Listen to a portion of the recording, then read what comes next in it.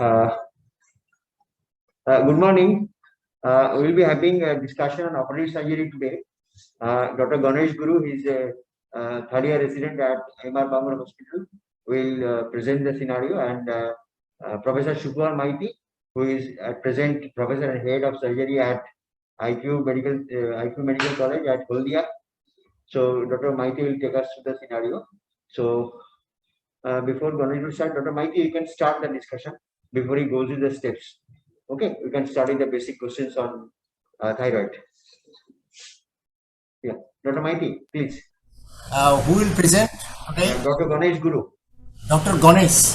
So today we are going to discuss thyroidectomy. Okay, total thyroidectomy and hemithyroidectomy. Okay. So before starting, just give me an idea what are the different types of thyroidectomy other than these two types. That is the hemithyroidectomy and total thyroidectomy. Subtotal thyroidectomy, near total thyroidectomy. Subtotal thyroidectomy and near total thyroidectomy. And what is Hartley-Dunny? So Hartley-Dunny is near total thyroidectomy with a leaving a rim of tissue around the Near total. Hartley-Dunny is one side. Yeah. Okay. Hartley-Dunny is one-sided complete lobectomy and other side subtotal. Okay, now Ganesh, what is the difference between lobectomy and hemithyroidectomy? Lobectomy and hemithyroidectomy. lobectomy is removal of one lobe, hemithyroidectomy is one lobe plus isthmus, leaving only one lobe intact. No, actually hemithyroidectomy includes not only the isthmus but also a slice of the opposite lobe. To ensure complete excision of the isthmus, you have to make a slice through the junction of the isthmus and the other lobe. Okay, otherwise you cannot do a complete hemithyroidectomy. Okay, and lobectomy is you are not removing the isthmus. Okay, so now coming to the hemithyroidectomy, what are the cases? Which cases of thyroid you will include for hemithyroidectomy? Indications. Methods are grading 4, follicular neoplasm is COMSIS. Then papillary carcinoma thyroid, which is less than 2 cm without, which is unifocal, no lymphovascular invasion, no metastasis or no extra glandular spread. Okay. Okay. Now tell me what are the preoperative preparation you have to do? Dr. Maiti, before this, he only talked of the malignancy, but one important indication is benign solitary thyroid nodule, which are benign. Benign. You have to tell also So that. benign is one group. Why you have a colloid nodule, you have mitral goiter involved with simple mitral goiter, and then malignancy, there is again controversy, but still you can say that. In malignancy, if you have parathyroid thyroid diagnosed, people will say total thyroidectomy. But there are some situations you can do conservation. Papillary carcinoma is less than 1 cm. Is a follicular neoplasm, you can do a frozen, and then you can go for second set surgery. But basic indication for hemithyroidectomy is benign solitary thyroid nodule. Most common is colloid nodule. So next, Dr. Maiti has asked. Guru, you are Ganesh Guru. Yes, sir. Now regarding the benign condition which are selected for hemithyroidectomy, other than the colloid nodule, what other situation you may need hemithyroidectomy? Other than a solitary solid benign nodule. Solitary solid benign nodule. I have mentioned three adjectives. Multiple nodule involving only one lobe. One lobe, and also the cysts. You should also include the cysts. So, will you treat all the cysts by hemithyroidectomy, or there are other options? No, sir. Cysts are usually followed up managed conservatively. In case if it is causing any symptom, pressure symptoms, or the patient is asking for a osmosis problem, then we can go for a cyst. Or if there is a hemorrhage inside the cyst, or if the cyst is having a solid component inside it, then we go for it. Any role for non-operative treatment? That means aspiration. Okay. So, if it is If it is a simple cyst, there is a role for using an aspiration and follow this patient up. If he does not refill, it's fine. So you remember that some cysts, which are what we call small cysts, unilocular cysts, are always opted for, most of the time opted for aspiration if it is small type cyst. Okay. Now tell us the preoperative preparation, investigations and preparation for hemithyroidectomy. Routine checkup of CBC, kidney function test, liver function test, chest X-ray, ECG, echocardiography. In addition, ideal scopy and voice assessment, X-ray soft tissue neck.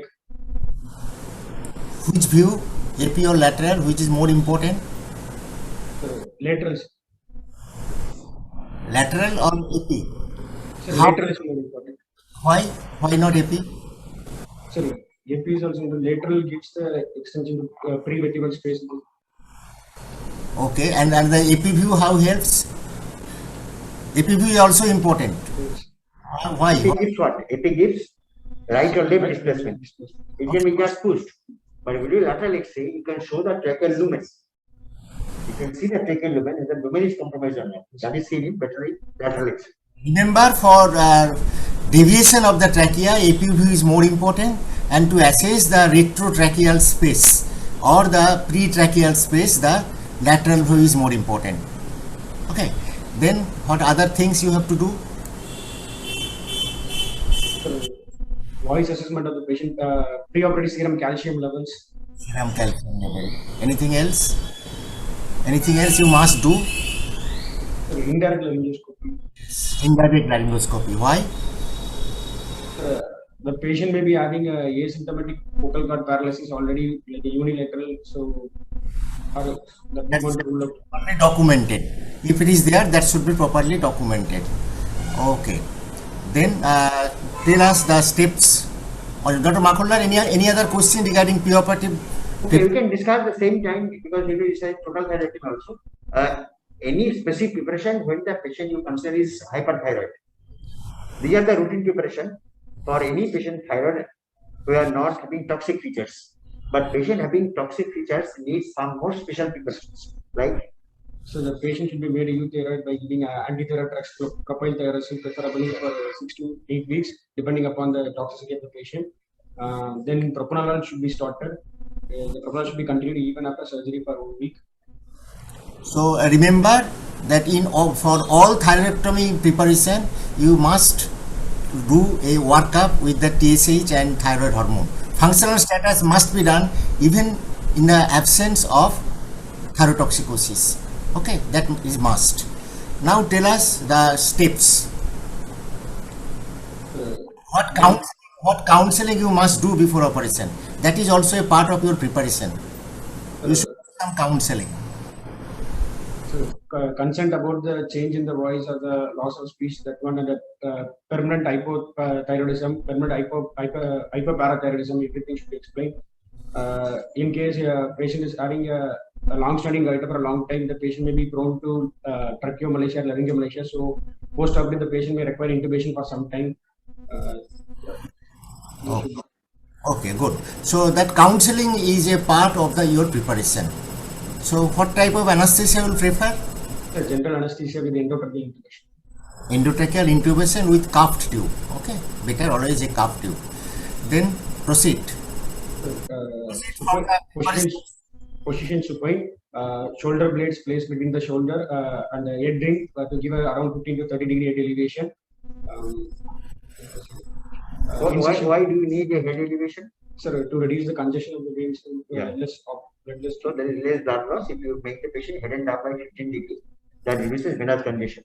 Good. The exact medical terminology should be used for that position where the head is raised and foot end is at a lower reverse Rose positions. Rose position. Also, it can be called reverse Tenderberg position. Okay, reverse Tenderberg position. Okay. Before skin incision, I should like to mark with the Garrot mark, taking the silk and pressing over the skin to make a impression of it. Garrot mark, then cervical collar incision, 2 cm above the suprasternal notch, extending from the posterior part of one cervicular mastoid to the other cervicular mastoid. Skin, subcutaneous superficial fascia, platysma are incised. Platysma is incised at a little higher level compared to the skin and superficial fascia. Creation of flaps. The upper flap is created by the help of skin move process. I used to retract the upper flap. Tell me, Guru, suppose you are doing total thyroidectomy. What should be the extent of the incision? extending from posterior border one sternocleidomastoid mastoid to the another sternocleidomastoid mastoid. Another posterior. Posterior border sternocleidomastoid mastoid to posterior border sternocleidomastoid mastoid. Okay. For hemithyroidectomy, it will be stopped. One side it will be stopped near the anterior border. same. It will be same, or you can modify to some So we extent. can modify it. We can reduce, lessen the size of incision. You can reduce sometimes on the contralateral side to less up to the anterior border. Okay. Then proceed. So creation of skin flap. The upper flap is the help of skin loop forceps. So the upper flap is retracted, and the dissection is carried the subplatysmal plane up to the upper bone of thyroid cartilage. Lower skin flap is raised up to the suprasternal notch.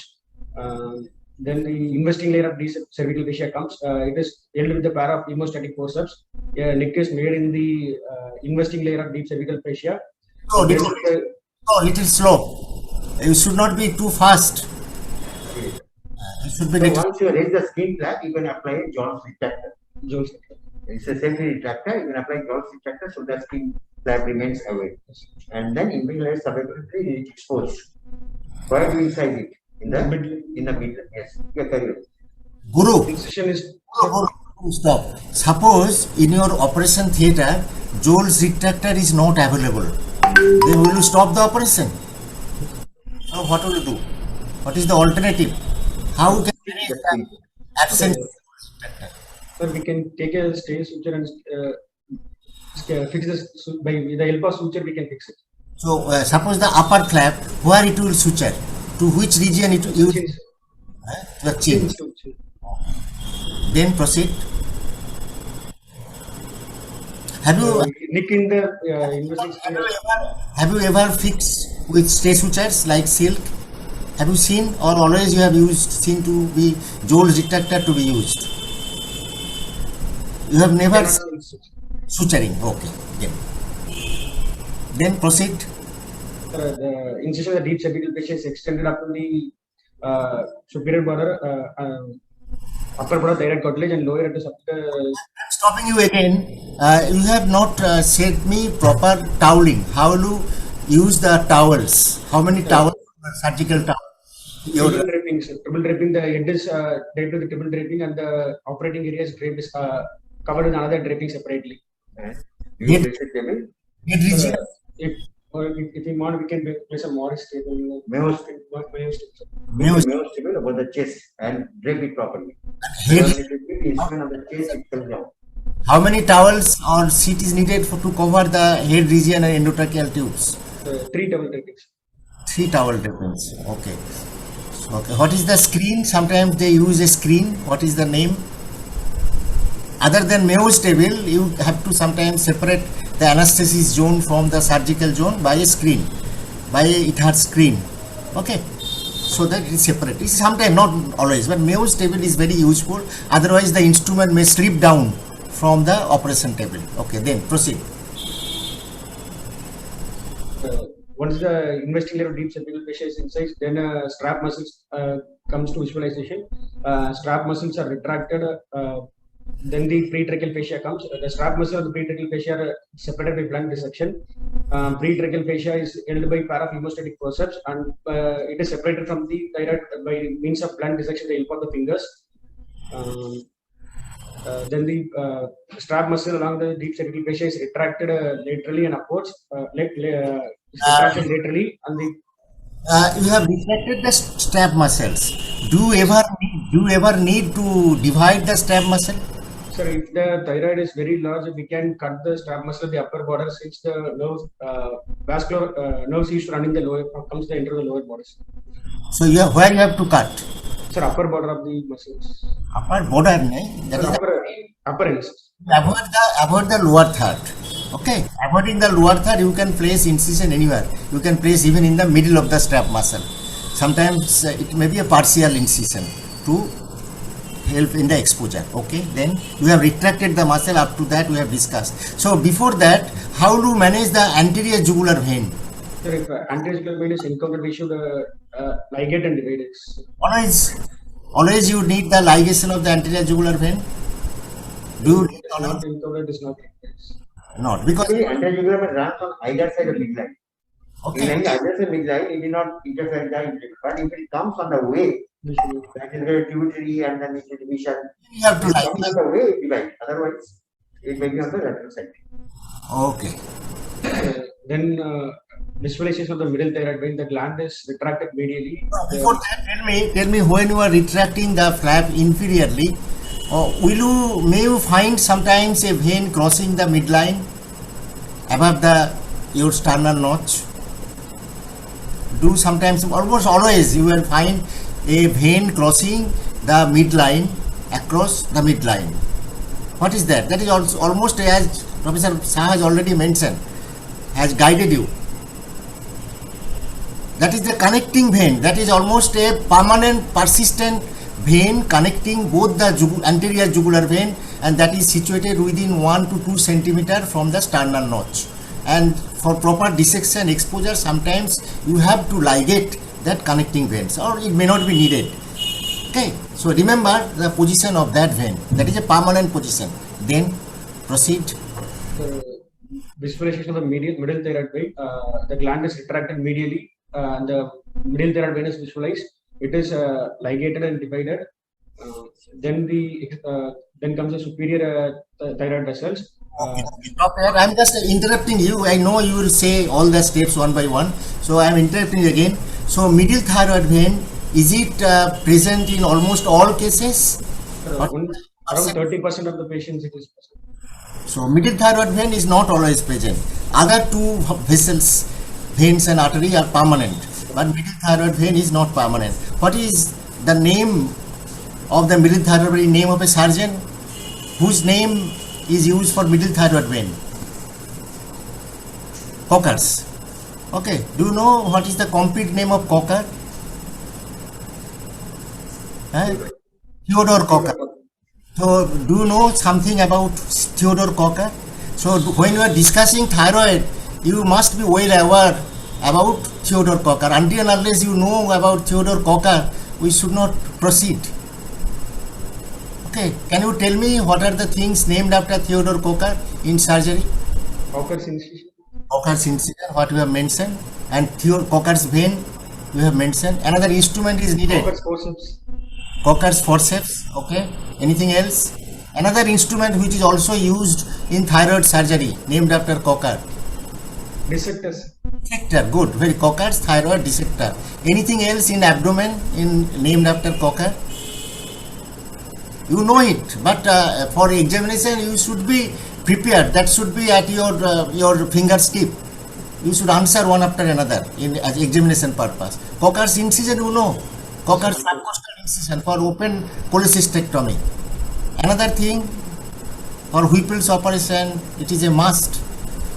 Cockerization, duodenal cockerization. Duodenal cockerization. Okay, then proceed. So you have ligated the Cocker's vein or middle thyroid vein. So if you are not very cautious, or if you are very try to be fast, or your assistant pulls the thyroid too much, what may danger happen in that step? If the Cocker veins gets dissected without ligation, it may create air embolism, or it may start bleeding. Okay, so that drains into the internal jugular vein directly. So there is chance of injury at the junction with the internal jugular vein. Okay, then proceed. Why is this middle thyroid vein tackled first directly? Because it becomes directly the slender branch. It's a slender and short vein. Slender and short vein, a direct to the internal jugular vein. So it can injure, it will cause a lot of bleeding. So that is the point that you ligate that middle thyroid vein first in thyroidectomy. Yes. That is the first vascular should be cared for in thyroidectomy, though it is not present in all the cases. Then the strap muscles along with the fascia is retracted upwards and laterally. The gland is retracted downwards and medially. So the superior pole of the gland and superior vessels become visualized. The superior thyroid artery and veins are dissected separately. 3 ligatures are used to separate the superior thyroid artery. 2 ligatures on the proximal side, 1 on the distal side. Then the artery is cut. Then the vein is tied separately and ligated. okay. Care should be taken not to injure the superior laryngeal nerve at this point. What is the What is the guide? What is the guide to save Superior laryngeal is far higher up. What is the guide to say external laryngeal nerve? So That comes more closer.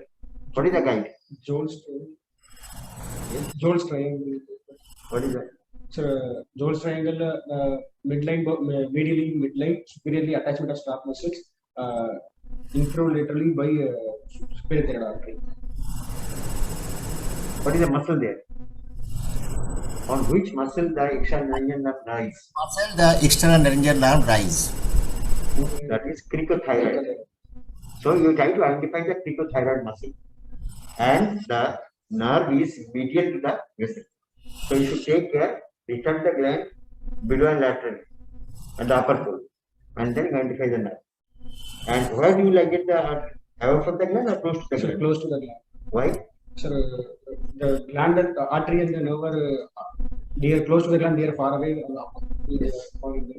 So it is very close to the artery and the away from the gland, and then close to the gland deviates from the upper pole and enters into the larynx by piercing the cricothyroid. Okay, Ganesh, if you are sure about the benign nature of the swelling of the thyroid, even you can ligate on the blood vessel taking a bit of tissue of the thyroid. There is no harm leaving behind a bit of tissue along with the vessel in your ligature. So that will ensure that you have ligated close to the gland. If you are sure, almost sure that it is a benign lesion. For example, it is a benign cyst. You can do that and leave behind a portion of the gland, part of the gland. Okay, then if you perchance injure the superior external laryngeal nerve, what will happen? Huskiness of the voice. No? I Yes. This is a nerve supplying the cricothyroid, which is required for creating high-pitched sound. So it is very difficult for teachers or singers who cannot create very high-pitched sound. that particular nature of the voice will be disturbed. Recurrent laryngeal nerve is a broad spectrum in its function in the formation of voice, but this external laryngeal nerve is required for the creation of the high pitched voice. Okay, then Visualization of the lower pole of the gland, the inferior thyroid artery, and what are the branches of the superior thyroid artery? When you are dissecting the superior thyroid artery, you may trace some of its branches, and when you are doing hemithyroidectomy, you should take care of one of its particular branch. What is that? the artery divides anterior and posterior. No, anterior posterior, another is communicating. So one particular branch of the superior thyroid artery is almost fixed, and that follow the upper border of the isthmus, and that joins with the similar branch from the other. So when you are doing hemithyroidectomy, so you can take special care about that particular artery if it is prominent, to ligate it separately for proper hemostasis. So remember that important branch which follows the upper border of the isthmus. Okay, then Then visualization of lower pole of the gland, the inferior thyroid artery comes along the lower pole of the lower border. During that time, parathyroids and the rectal laryngeal nerve should be identified. The parathyroid RLN runs vertically in the tracheoesophageal groove. They should be identified and they should be saved. The inferior thyroid capsular branches of the inferior thyroid artery should be dissected and ligated close to the gland. so will you manage the inferior thyroid artery first or the inferior thyroid vein first? So Inferior thyroid artery, inferior thyroid artery first or the inferior thyroid vein first? artery, sir. Artery, why? Which lies more anteriorly? Which lies more anteriorly, vein or artery? Which lies at a more anterior plane? No, it is the vein. That is the suprasternal space. In the space of Barn, the two inferior thyroid veins are there. So to have a proper dissection and proper retraction, if you ligate the inferior thyroid first, you can approach to the deeper plane in a more precious way. So try to ligate the inferior thyroid vein first. Where the inferior thyroid veins drain? Inferior veins, brachiocephalic veins. Which brachiocephalic vein? There are two inferior thyroid vein. Okay, where they will drain? Brachiation left side. Huh? Left Left- brachiation. Left side on the left, right side on the right, or anything else? Or both of them drain to the left vein? That is the best. Corresponding sides. Right side drains to subclavian vein directly. Basic anatomy is the left-sided vein is longer that crosses the midline, and right-sided vein goes straight down to be the superior vena cava. Okay, so both the right and left vein drains into the transverse left, that is the left brachiocapillary, which is disposed of almost transversely. Okay, so after ligation and division of the inferior thyroid veins, you will proceed to find out and ligation and division of the inferior thyroid artery. That is one of the most crucial step after the ligation of the superior thyroid vessels. Tell me the steps how will you proceed to take care of the inferior thyroid vessels artery. Before that, you should keep in mind that unlike superior thyroid vessels, the artery and vein are very close. In inferior thyroid, the artery is more on the lateral border and vein is in the lower pole of the lobe. So they are not very close structures. Okay. So artery, how do you tackle the artery?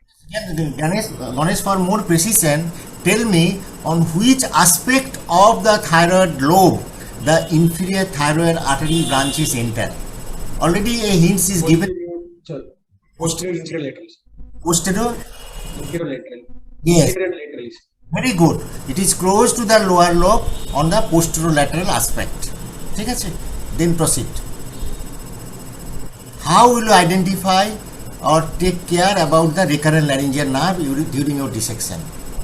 Nerve lies in the tracheoesophageal Group. That is one point. There are several ways. parathyroid glands. The nerve lies posterior to the inferior parathyroid gland and triangle. In fact, thinking, you are now seeing the branches artery. The nerves are commonly deep to the artery branches. That is one. So find the artery branches and nerve is deep to the artery branches. But sometimes artery may lie in between the branches. But lie in the trapezoidal group. Here is the guide for the nerve. The nerve can lie posterior to the branches. Commonly may lie in between, or rarely it can be anterior to the branch. But most common is the nerve lies behind the inferior artery branches. Okay. So when you are actually dissecting the thyroid, the assistant or your left hand will retract the thyroid to the opposite side, and that will help for proper exposure of that region where the artery is entering and nerve is there.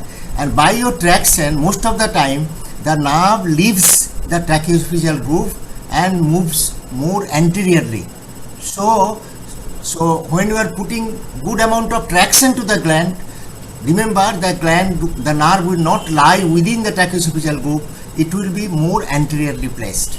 Okay, so what are the other points? Suppose you are dissecting in the upper part of the anterior triangle or the parathyroid region, then what is the relation of the nerve in relation to thyroid cartilage?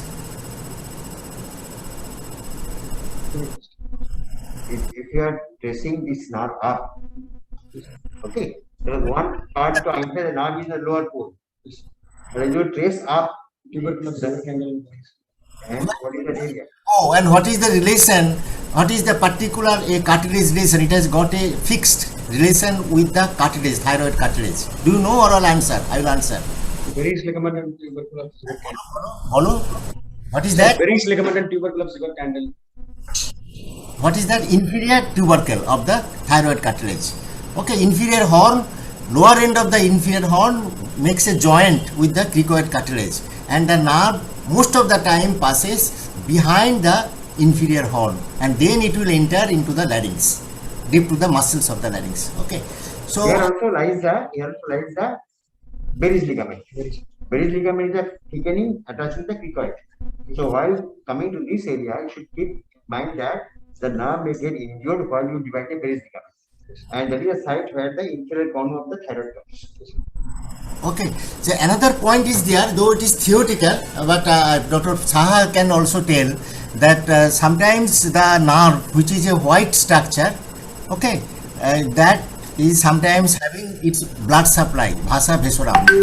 Okay, so on the white structure, if you find a longitudinally disposed arterial structure, that is the blood vessel, thin blood vessel. So there was a design of Colgate paste few years back. So there is a white Colgate paste coming out and a red border on the tube of the on the Colgate paste. So that appearance sometimes may be available, but to me, I have almost never seen that peculiar appearance, the white structure covered with a linear red structure. Dr. Saha, what is your experience? Do you I have not marked that because most of the time the nerve is seen going into the Berry's ligament, while difficult to identify the pressure on the surface. So that is also described, but that is not always evident. Okay, so most of the time it lies in the tracheoesophageal groove and it moves up. What are the anomalous position of the recurrent laryngeal nerve? Non-recurrent laryngeal. Yes. That is, though may be rare, but until unless you are aware of that anomalous position, you may make a gross injury.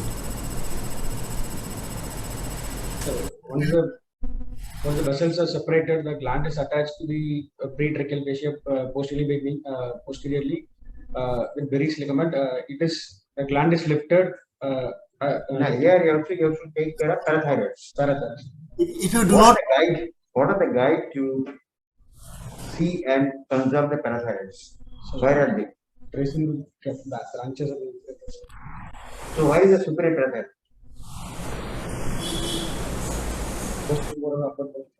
Where it is? If you trace the inferior artery branches, the upper branch of the artery, the superior parathyroid is just above this. So it is better reached by following the inferior artery branches. So superior parathyroid is above the branch of inferior artery, close to the upper foot, and identified by what? How do you identify it separately from the cervical thread? So that's One is it has got a vascular supply. It has got a small vessel coming from the inferior artery or superior artery, and this is a little duskier than the cervical thread. And where is the inferior parathyroid? Is variable. Inferior parathyroid is variable. You can find it below the lower branches of inferior and the posterior of the gland. And often this is covered by a layer of the fascia. Okay. Or inferior parathyroid may be having a opposite side location or in the mediastinum that you cannot find out during thyroid.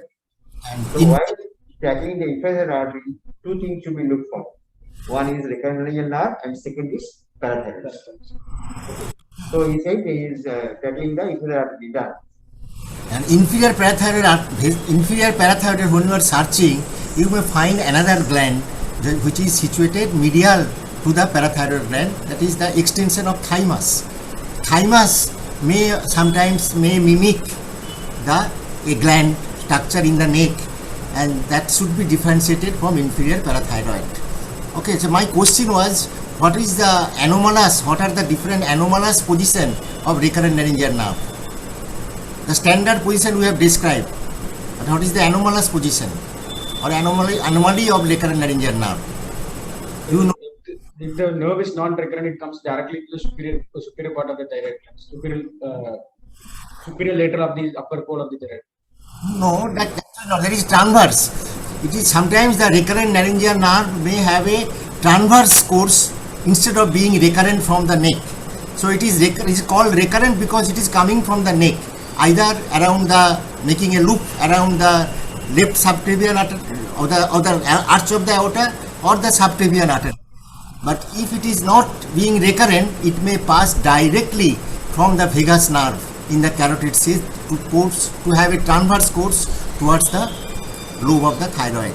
So that should be remembered. So if you find any transverse structure across in that area other than the inferior thyroid artery, remember that it may be the anomalous recurrent laryngeal nerve. And sometimes the recurrent laryngeal nerve is difficult to find if it is very thin, and a thin recurrent laryngeal nerve, maybe it is one of the division of the branching recurrent laryngeal nerve. Recurrent laryngeal nerve may form the branches before it enters into the larynx. So these two types of anomaly is rare, maybe 1 to 2%, but you should remember. Okay, then proceed. So you have identified the inferior thyroid artery branches, position of the recurrent laryngeal nerve. What will you do? You will ligate the blood vessels close to the gland or away from the gland? Close to the gland. So what are the purpose, what are the merits of ligating the inferior thyroid artery branches rather than its trunk away from the gland? To prevent the devascularization of parathyroids. Okay, anything else?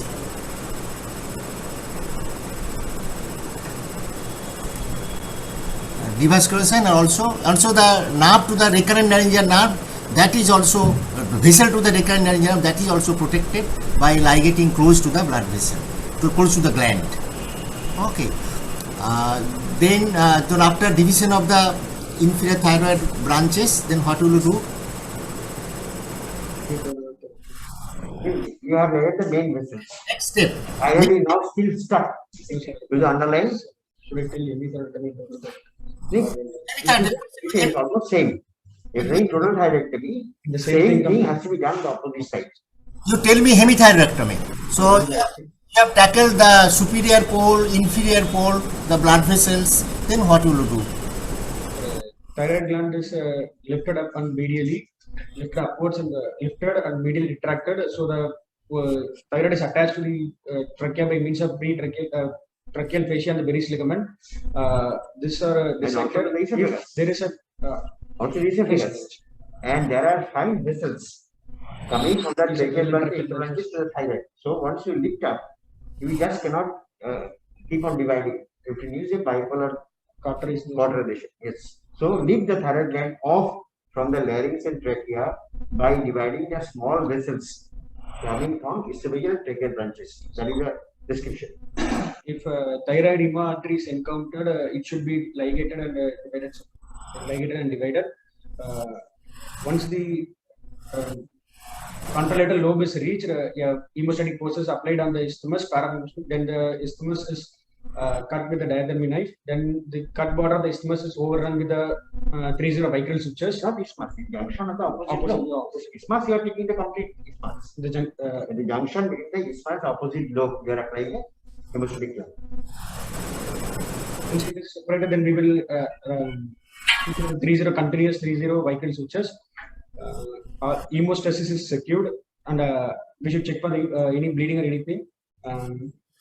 Then 2 suction drains are kept.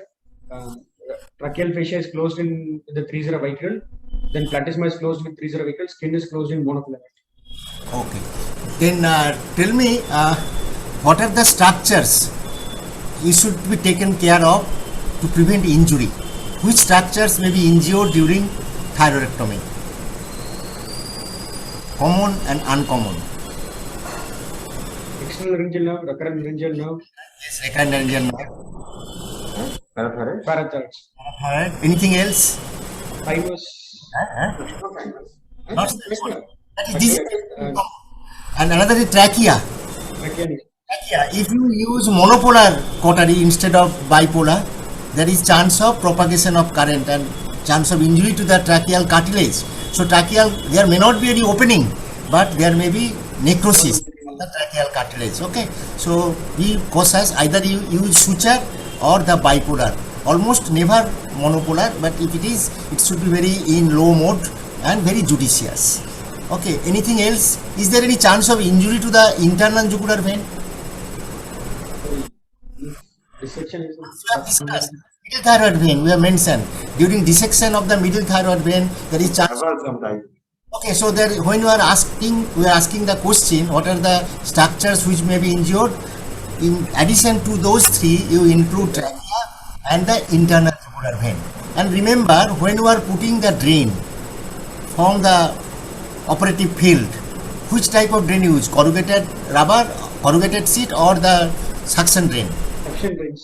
Suction drain. So the outlet tube of the suction will pass superficial or anterior to the anterior part of the sternoid, or through the sternomastoid, or behind the sternomastoid.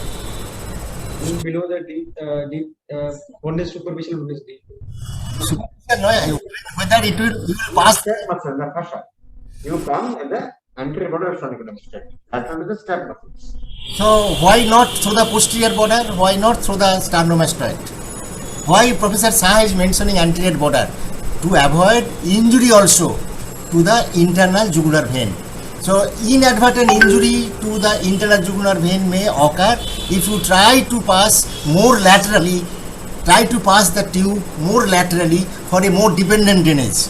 So instead of thinking of passing to the anterior border or through the muscle, if you try to pass along the posterior border of sternomastoid, there is chance of injury to the internal jugular vein. Remember that also.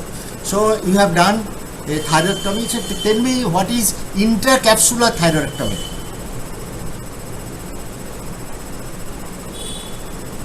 There is a term, it is commonly coming and in discussion in academic forum. What is intracapsular thyroidectomy?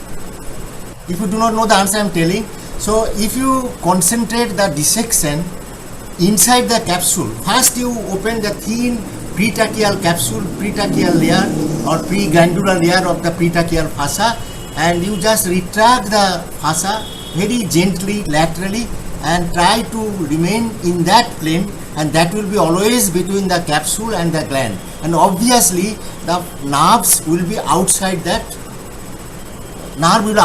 fossa. In that Parathyroid, both. parathyroid both. So in that case, Close to the fascia, there is known as capsular dissection. okay, Only close to the fascia. inside the fossa.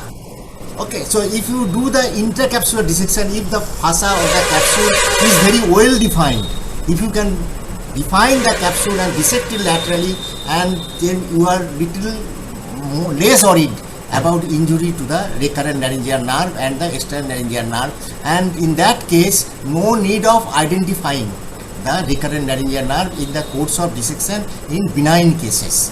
In malignant cases where there is question of dissection of the central compartment dissection or the lymph node dissection, you have to remain outside the capsule. For benign lesion, you can do or practice the intracapsular dissection. Okay, then Dr. Shah, what will be asked? So, once you have done this, you say you put a drain. Is the drain mandatory? If the dissection, everything is clear, drain is not. You see, the more and more people are not putting drain. If you have a good hemostasis, there is no bleeding and a good hemostasis, the drain is not mandatory for thyroidectomy now. Okay, remember Ganesh, drain is not mandatory, but every surgeon should be very vigilant in the postoperative period, whether any complication in the form of bleeding or other complication developing or not. So drain is not mandatory, but you should be very careful and to have a good postoperative follow-up. Okay, then for total thyroidectomy, what do you mean by near total thyroidectomy and total thyroidectomy?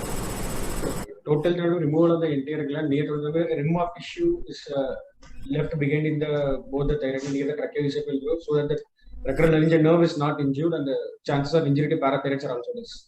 So nowadays subtotal thyroidectomy is almost obsolete. How will you justify that statement? Nowadays people are very less commonly, almost never doing subtotal thyroidectomy. How will you justify the statement? If any recurrent something happens, then the second dissection will be very difficult. There are chance of recurrence is more in case of subtotal thyroidectomy, and the nerve injury and everything, features of hypothyroidism, hypoparathyroidism, nerve injury is almost same between subtotal and near total thyroidectomy. Okay, tell me what is the subtotal thyroidectomy is ever indicated for malignancy? Almost never. It is for benign lesion. Okay, so what are the benign lesion? Either it is a colloid goiter or thyrotoxicosis needing surgery after medical management. Okay, so if it is for a benign disease, the thyrotoxicosis may recur after subtotal thyroidectomy, or the benign lesion may progress again from the remnant thyroid tissue. So, and all the patients, even after subtotal thyroidectomy, you are keeping the thyroid tissue with the idea that that remaining tissue will go on producing the thyroid hormone and that will be useful for the patient. But almost never we are satisfied with the amount that is secreted by the remaining thyroid. We have to supplement the thyroid tissue from outside. Okay, so increasing little more dose, we can help the patient and recurrence can be prevented. Okay, so subtotal thyroidectomy for that reason is almost obsolete. Dr. Saha? In near total, would you need the patient L-thyroid supplement the post-op period? We want to check the level. It is Once you talk of near total thyroidectomy, does this patient require post-op L-thyroid supplement? usually the patient will not be required. Nay, that was the concept of subtotal. Near total is usually a very small rim of tissue to conserve the recurrent nerve and the parathyroid. This will not be having a normal functioning thyroid tissue. So if it is a near total, patient will need lifelong L-thyroid supplement. Keep in mind that. So near total is not that tissue left behind to function normally. That is the concept is subtotal. That's why if you are very experienced, they can do total thyroidectomy without damaging the nerve and the parathyroid. Actually, once you have identified the recurrent laryngeal nerve and the parathyroid tissue, parathyroid glands during your dissection, as Professor Saha is mentioning, no need of doing near total, do a total thyroidectomy. Once you have identified in your dissection the important structures, recurrent laryngeal nerve and parathyroid. So regarding the subtotal, though it is not done, but a question in our days or very commonly asked, how much thyroid tissue should be left in subtotal thyroidectomy? What number will say? The answer it should be different. For a colloid goiter, you have to leave little more tissue, and for thyrotoxic goiter, you have to leave behind less and less tissue, only 1/8 or the portion of the thyroid tissue in the tracheoesophageal groove in thyrotoxicosis. But in subtotal thyroidectomy for the colloid goiter, you leave behind little more. Normal thyroid gland weight is 30 gram. So total 30 gram or 25 to 30 gram of thyroid tissue should be left in subtotal thyroidectomy for colloid goiter. Okay.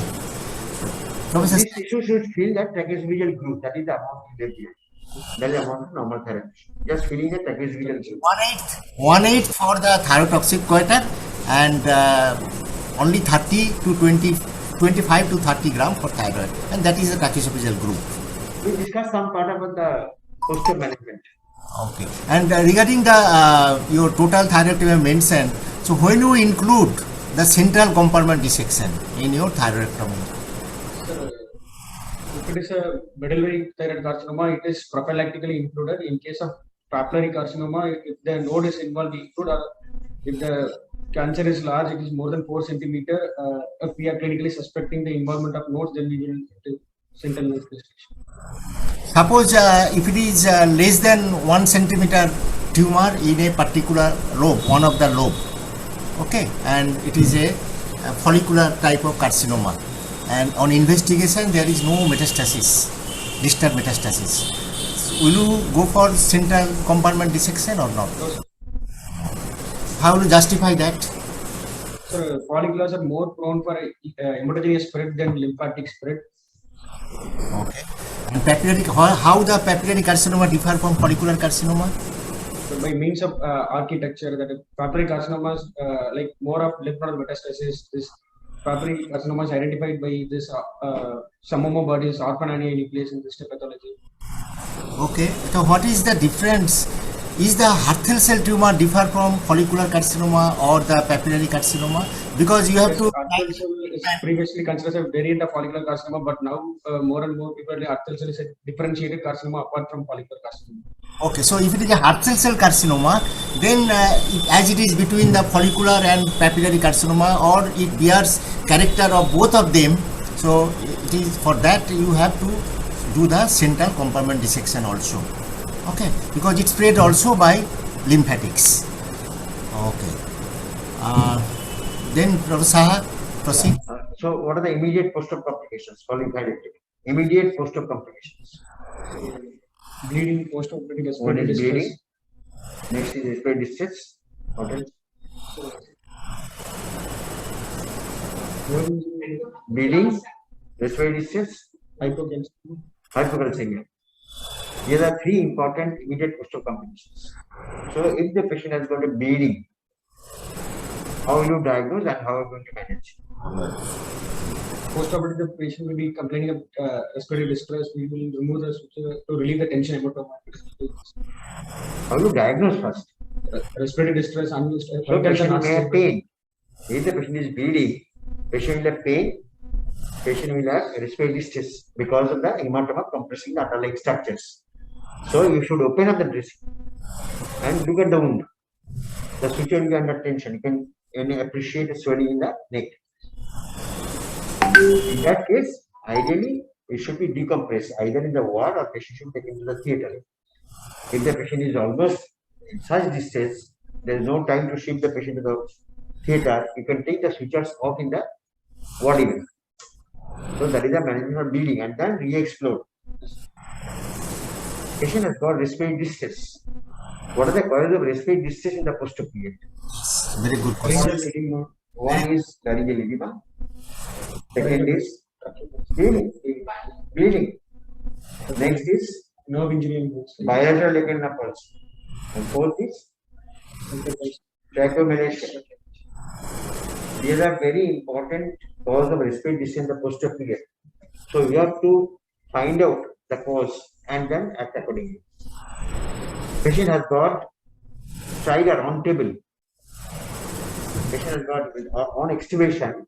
You have done thyroidectomy on extubation on table. Patient has got stridor. And anesthesia is saying that the vocal cords are not moving properly.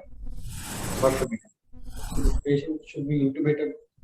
So, two options. One is either do a tracheostomy straight away or keep the patient intubated. And then if it is a transient palsy, this patient can come up. But if you have now suspicion that you have done injury to both nerves, then either a tracheostomy or keep the patient re-intubated. And then give the trial, the postoperative. How to diagnose hypocalcemia? Perioral numbness, tingling sensation. The earliest symptom is perioral numbness, tingling sensation. And if it is progressive, tetany. So patient may complain of carpophonospasm. And what signs you can elicit? True social and choke sign, tapping on the facial nerve. First is Vostek sign. You tap in the facial nerve. There will be twitching of the facial muscles. Then true show signs, true sign. You apply a systolic blood pressure cuff, take them up above the systolic. Keep for 2 to 3 minutes. So patient may have carpospasm. How do you manage hypocalcemia in the postoperative? So if the patient is having severe symptoms and the serum calcium is less than 8, IV calcium gluconate along with the oral calcium plus vitamin D3. If the symptoms are patients having only mild symptoms and the serum calcium is more than 8, then oral calcium or oral vitamin D3. In the immediate postoperative, you will need a intravenous calcium. And in the patient severe hypocalcemia, patient might need a calcium gluconate drip to have cruise control, and then overlay with oral calcium. Yeah, Dr. Mighty.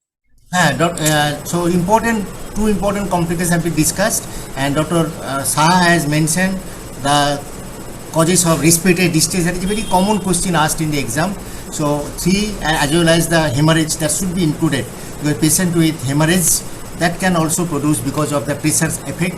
It can produce also the distress. So 4 important causes of respiratory distress in the postoperative period is to be remembered. So thyroid crisis is almost never a happening in the postoperative period because of the good management in the preoperative period and assessment. So even if develops a thyroid crisis, how you are going to manage a case of thyroid crisis? Adequate hydration, aggressive IV fluids. Hydration. Then the temperature of the patient should be kept cold. How do you bring down the temperature? Yes, patient must be in a AC room. What else? Cold sponging. You can give the patients cold sponging, and paracetamol can have some antibiotic effect. So bring the temperature down. What else? Thyroid. In storm, antithyroid is not going to act. Beta blocker. This patient has got hypertension, this patient has got tachycardia. So antithyroid drug is not going to act in thyroidectomy unless you have used the antithyroid in the pre-period. So it's a beta blocker is the ideal drug. Okay, so these things have to be maintained. And tell me again, I am going back as you are in front of Professor Saha. Tell me what is sutureless thyroidectomy? Minimally invasive BD assisted thyroid surgery. Sutureless thyroidectomy, just explain. Now, recently, MIBAT is coming. Minimally invasive BD assisted surgery. Minimal invasive and sutureless. Ask you, Minimal invasive and sutureless. there are other approaches. One is minimal invasive thyroid, and sutureless means we have tackled all the pedicles in open surgery by standard passing ligature and tying it. Alternatively, we can apply clips and divide. And now alternative is you have very good energy sources. If you have a harmonic, Harmonic, ligature, system, you can do that. so Okay. you can tackle all the pedicle using this sealing system. So you don't need to ligature. Now the question of minimal invasive comes. This is a standard open approach. Okay. So what are, Minimal invasive approach. what are the different routes of minimal access surgery for thyroid? Transaxillary, transoral, retroauricular. Transoral and transaxillary. Transoral and transaxillary. Okay. Transoral, there are again two approaches. Only two approaches. What are those two approaches? Transoral is you have in the oral cavity vestibule of the mouth. Vestibule is between the lip and the alveolus. That is one junction. Another is floor of the mouth. People who are very conversant, they can see vestibule is a better option for surgery. Where the floor of the mouth, there are a lot of structures. Okay. And the fistula is more if you go to the floor of the mouth. So you can either go with transvestibular and then go to the first layer of the neck, or go to the floor of the mouth. Or you can go bilateral breast approach. Axillary breast approach, bilateral breast approach. From both upper margin of the breast, you go to the neck. Okay, sometimes it can be followed through the inferior margin of the breast because that will be more cosmetic. Even that scar can be avoided. Okay, so why Professor Saha has mentioned that the vestibular approach, oral approach is better than through the floor of the mouth. You should be strictly in the midline if you are through the floor of the mouth. Most important structure which is supposed to be damaged by the intraoral route through the floor of the mouth, which is the most important structure which may be damaged. What important structure lies just by the side of the midline? Submandibular duct opening. Submandibular duct opening, they are little on the side of the midline. So you should be strictly in the midline, otherwise there is chance of injury. And more posteriorly there are lingual vessels.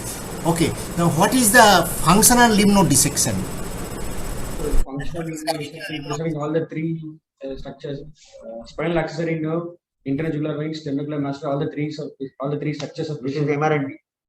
There is actually functional node dissection. This is MRND, preserving these three structures. Functional node dissection is the selective dissection. Selective dissection. You dissect, you have a carcinoma in the tongue, which is not having metastasis. So you take the lymph nodes which are usual drainage site for the tongue. So confined up to the 2, 3, 4. 1, 2, 3, 4 is the site you consider for this. Or you can skip 4. This is a supraomohyoid dissection. So they are the selective dissection. Okay, suppose you have perchance or by accident you have removed all the 4 parathyroid. What will you do? Find it during intraoperative periods of parathyroid has been removed, we can place it in the brachioradialis of the non-dominant hand. So other than brachioradialis in the neck, where you can place? Brachioradialis, that is option. Sternocleidomastoid. Sternocleidomastoid. How do you place it? You just go and put this chunk there, or what do you do? Chunk of the tissue. So you mince. You take the parathyroid gland, you mince it. And some people are now saying that you can just centrifuge it and aspirate to the syringe and push the injection in the muscle. Or what you can do, you can take the parathyroid and keep on mincing it. And then place this into the muscle. Each of them should not be more than 1 millimeter in thickness. Okay, because if you make it more than 1 millimeter, then development of circulation to the tissue will be jeopardized. So for the proper vascularization of those bit of tissue, bit of tissue should be very small in size. Otherwise, it may be avascular. So suppose you are satisfied, you have placed 2 parathyroid in the sternomastoid. Okay, so how long, when it will start functioning? Will it start functioning immediately? How much time it may take? It take up to 3 weeks in the vascularization. No, 3 to 6 months sometimes, not weeks. Okay, so for that period you have to provide the calcium and vitamin D3 supplementation. Okay. Thank you, Dr. Maiti. Thank you. Thank you. We've gone for 1 hour. Thank you. We have a complete discussion. That is actually what I prefer for the student to go for operative is you try to divide the operative into silent steps. That means here position of patient, garrot mark, incision, raising of skin flap, inciting the deep fascia, raising the staph muscles, dividing the petechial fascia, ligature of pedicles, middle thyroid vein, superior arterial vein, inferior artery, inferior vein, lifting the thyroid off from the trachea esophagus, division of the isthmus, closer. So if you follow these salient steps, then you can describe each of the steps rather than describing one paragraph. So for all operations, you can divide the salient steps and then keep on describing what you do in the particular step. Ramati, is it right? Okay. Thank you.